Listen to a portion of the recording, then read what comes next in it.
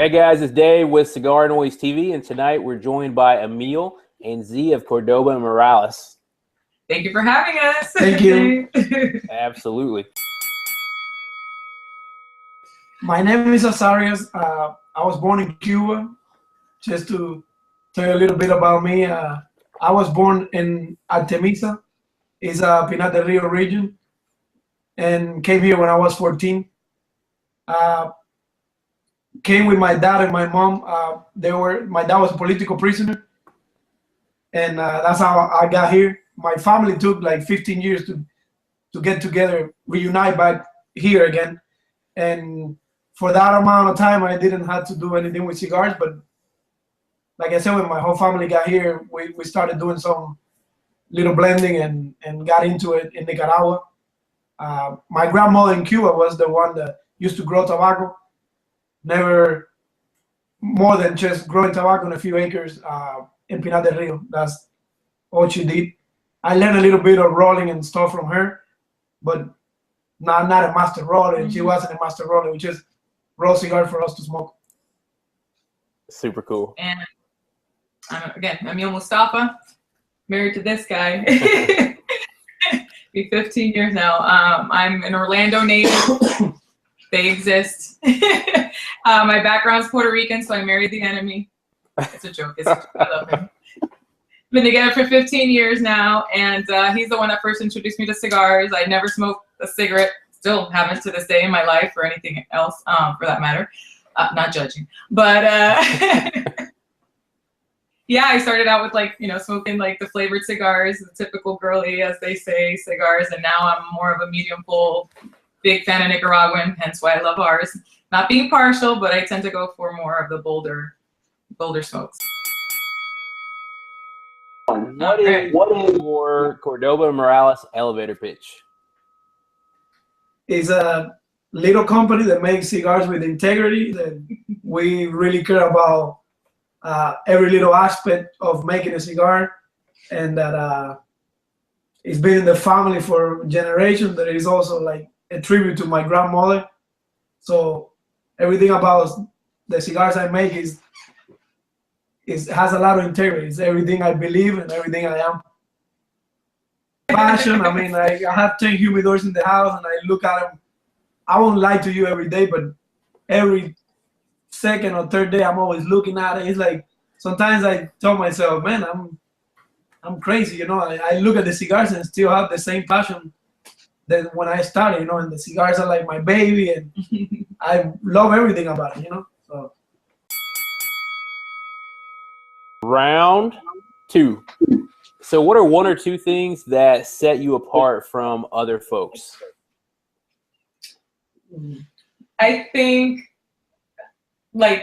being a husband and wife team. I don't see too many of those out there. Usually if there is a wife in the picture, she's not a cigar smoker. She's just more like a face, you know.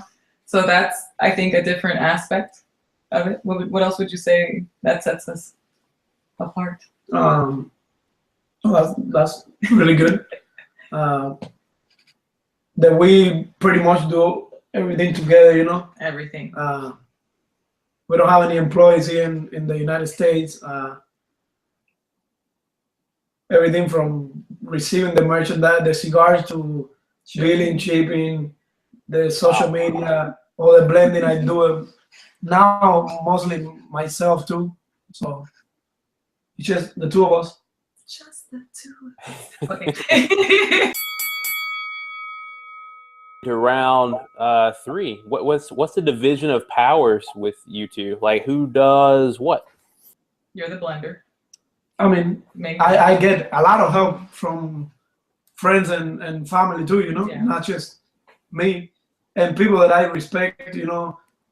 Every time I mess with the blend, I bring it here, give it to 2 or 3 guys that I really respect the palate, tell me what they think.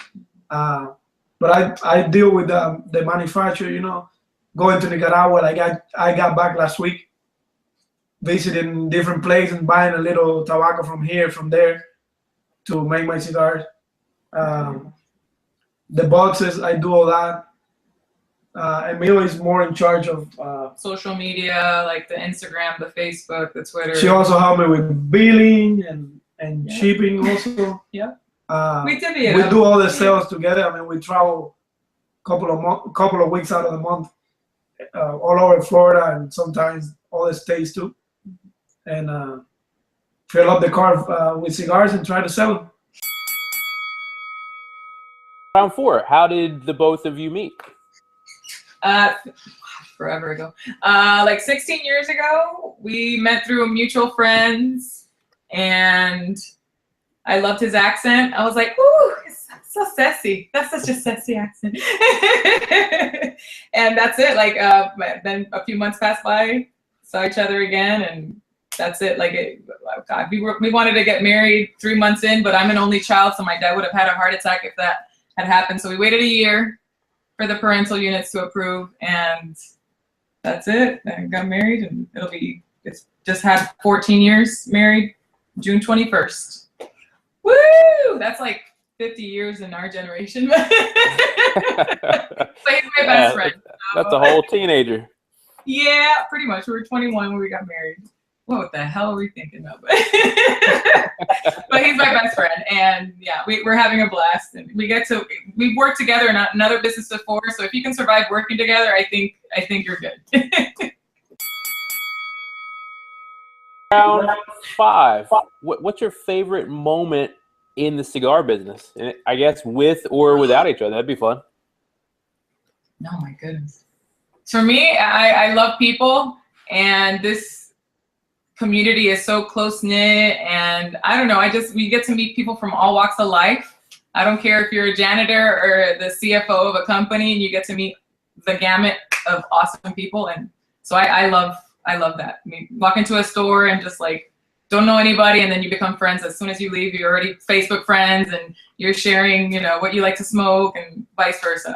That's what I love about the business. I don't know about a specific moment. I think it's just a collaboration of memories that I've made throughout this career. For me, I don't want to sound too philosophical, but honestly, every time I light up a cigar and it's a good smoke, that is my favorite thing.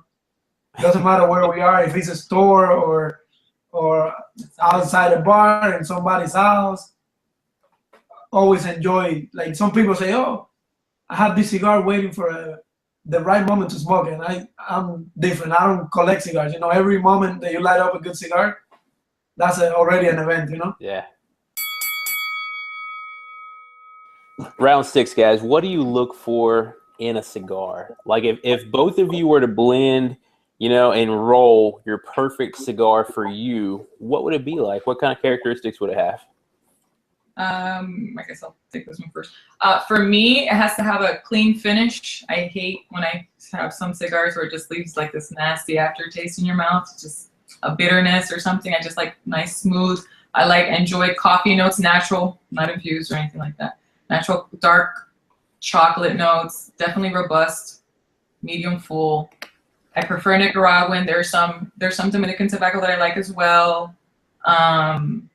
San Andres, like that, like our clave. Oh my goodness! And then we have another Sumatra that we have that I think you would enjoy, and Ted as well, if he likes the bolder smoke. We have a 4-year-old Sumatra wrapper on that Platino. Oof, freaking amazing.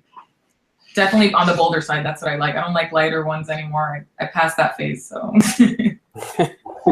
I'm You're the opposite. Different. I had a time that I wanted really strong cigars all the time, but I'm kind of going towards a medium cigar, a most in strength, but a lot of flavor and complexity.